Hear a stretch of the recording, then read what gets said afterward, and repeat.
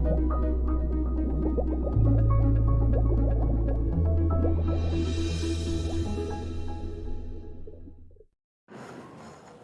दर्शकों को दक्ष प्रजापति मुकेश कुमार ईश्वरलाल का सादर प्रणाम। तो आइए आज हम फारूक अब्दुल्ला जी की जन्म कुंडली के बारे में विवरण करेंगे। फारूक अब्दुल्ला का जन्म 21 अक्टूबर 1937 के रोज़ दोपहर को 12:30 बजे श्रीनगर में मेष राशि में चंद्र में भरणी नक्षत्र में शुक्र की महादशा में उनका जन्म हुआ था। उनके जन्म लग्न में मीन राशि का शनि वक्रीय है, मेष राशि का चंद्र है, वृषभ राशि का केतु है, कन्या राशि का शुक्र बुध है, तुला राशि में सूर्य है, वृश्चिक राशि में राहु है और धन राशि में लग्न में मंगल गुरु का गुरु मांगल्य योग रचा हुआ है। गुरु मांगल्य योग की वजह से उनको बहुत ही अच्छी कीर्ति प्राप्त हुई है। उनके छठे स्थान में केतु होने की वजह से, छठे स्थान का केतु वृषभ राशि में होने की वजह से बार बार अपने ही समाज के गुणगान गाने में उनकी एक मानसिक छवि देश की जनता को दिख रही है। अब देखिए, मंगल गुरु की वजह से जिंदगी में विरोधियों को नीचा दिखाने वाला, शत्रुओं पर विजयी और एक्सीडेंटली आक्रमण करने की योजना में वे प्रवीण हैं। धार्मिक कार्यों के प्रति रुचि रखते हैं।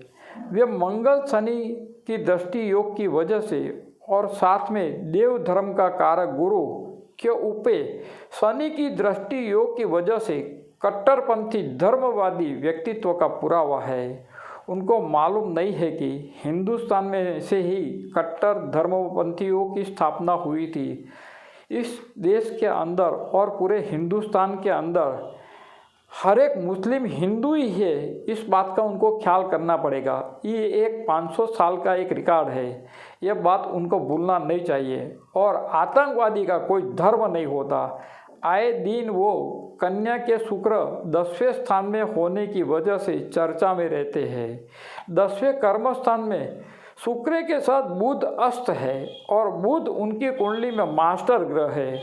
वर्तमान समय में दिनांक 29 मई 2018 से 25 अक्टूबर 2020 बुध की महादशा में बुध की अंतर्दशा व्यक्ति किसी भी स्टेटमेंट की वजह से चर्चा में रहते हैं और अपनी मिली हुई इज्जत गवा देता है, बर्बाद कर देता है, बेइज्जती अपने आप ही कर देता है। और वैसे भी देखने जाए तो आज तक हमने एक पॉइंट दूसरा भी दर्शकों के लिए नोट करने के लिए रखा है।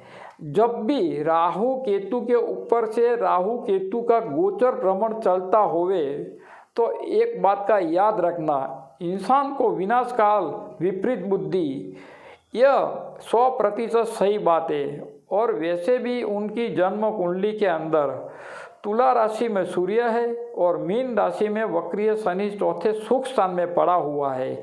इस षडाष्टक योग की वजह से वह कट्टर धर्मनिष्ठ होते हैं और है ही दूसरे धर्म की अवहेलना करते पूरी जिंदगी में दिखाई दिए हुए हैं। अब उनको याद रखना चाहिए कि अभी वर्तमान समय में बुध में शुक्र की अंतर्दशा 22 अक्टूबर 2024 तक रहेगी। ये जो 22 अगस्त 2024 तक का जो समय है वो उनकी जीवन लीला संकेलने का समय पूरा साबित होता है। यानी कि अब कुछ ही दिन इस भूमि पर उनको रहने का है, इस बात का ख्याल रखना, क्योंकि इंसान का सच्चा साथी उनकी परछाई है। इंसान जन्म लेता है, वहाँ से शुरू हो जाती है उनकी यात्रा, और जब उनका स्वर्गस्थ होता है तब उनकी अंतिम यात्रा पूरी हो जाती है। वहाँ तक इंसान की परछाइयाँ इंसान के साथ रहती है।